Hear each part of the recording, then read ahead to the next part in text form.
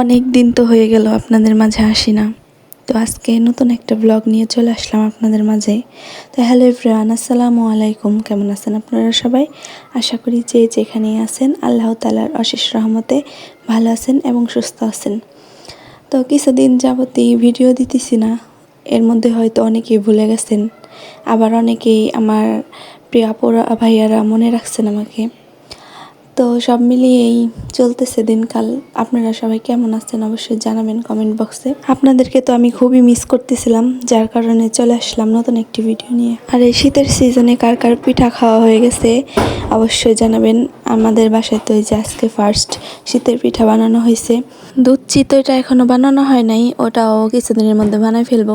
আর আমাদের বাসা থেকে তো অনেকবার করে বলতেছে যে আসো আসো, কয়দিন থেকে যাও। তো আমি ভাবতেছি যে যাব, তো এই মাসেই চেষ্টা করব যাওয়ার জন্য। তো বাকিটা তো আপনাদের সাথে তো শেয়ারই করব। তো এখন দেখেন, এই যে পিঠা খাওয়ার পরে এই আমাদের এই সুইচ বোর্ডটা নষ্ট হয়ে গেছে, মানে এখানে দিলে গরম হয় না পানি।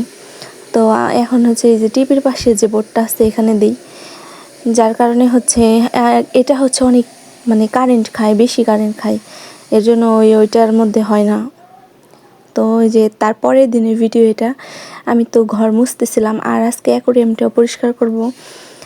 অ্যাকোরিয়ামটা অনেক দিন যাবৎ ভাবতেছি যে পরিষ্কার করব, কিন্তু করা হইতেছে না, নানান ব্যস্ততার কারণে, এটা সেটা অসুস্থ সব মিলিয়ে আর করা হইতেছিল না। তো আজকে ফাইনালি চলে আসলাম অ্যাকোরিয়ামটা সুন্দর করে পরিষ্কার করে নিতে। তো দেখেন, প্রথমে হচ্ছে আমি পানিগুলা চেঞ্জ করে নিলাম, এরপরে যে বালতির মধ্যে হচ্ছে মাছগুলা রেখে দিছি এভাবেই। এবার আমি অ্যাকোরিয়ামের পানিগুলা ফেলে তারপর সুন্দর করে অ্যাকোরিয়ামটা পরিষ্কার করে আবার নতুন করে পানি চেঞ্জ করে দিছি। তো এখন অ্যাকোরিয়ামের মধ্যে হচ্ছে নীল কালারের যে রঙগুলো হয় না, মানে মেডিসিন, তো এগুলো দিয়ে নিতেছি। আর লবণ শেষ হয়ে গেছে, তো লবণটা আজকে আর দিব না। দেখি যে মাছগুলো এভাবে মানে কীরকম থাকে। তো যাই হোক, এখন সুন্দর করে যে পানির কালারটা কিন্তু চেঞ্জ হয়ে গেল।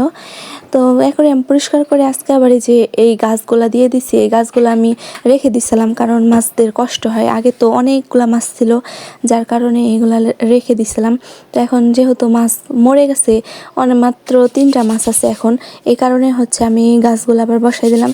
তো ভালোই লাগতেছে দেখতে। তো দেখেন, এই যে অ্যাকোরিয়ামের কালারটা কিন্তু অনেক সুন্দর লাগতেছে।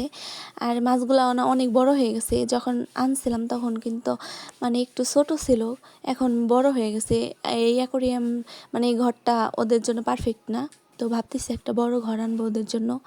আর এই যে সন্ধ্যার বেলা হচ্ছে একটু ছেলেকে পড়াইতে বসাইছিলাম, মানে ওকে একটু লেখালেখি করাই এখন, মানে চেষ্টা করাই। ইনশাল্লাহ এই জানুয়ারি মাসে ওকে ভর্তি করার প্ল্যান আছে। তো দেখি কতটুকু কি করতে পারি, যার কারণে চেষ্টা করি বাসায় একটু একটু করে পড়ানোর। আমি কিন্তু মাদ্রাসা থেকে বই কিনে আনছি, আর ওকে হচ্ছে মাদ্রাসায় ভর্তি করানোর প্ল্যান আছে।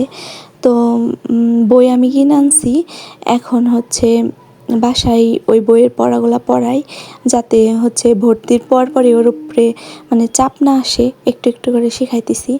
তো মাশাল্লাহ একটু একটু করে শিখতেছে আমার ছেলেটা। তো আমার আজকের ভিডিও এ পর্যন্তই। সবাই ভালো থাকবেন, সুস্থ থাকবেন। কথা হবে নতুন কোনো ভিডিওতে। আর আমার চ্যানেলটা অবশ্যই সাবস্ক্রাইব করে দিবেন। আল্লাহ হাফিজ, আসসালামু আলাইকুম।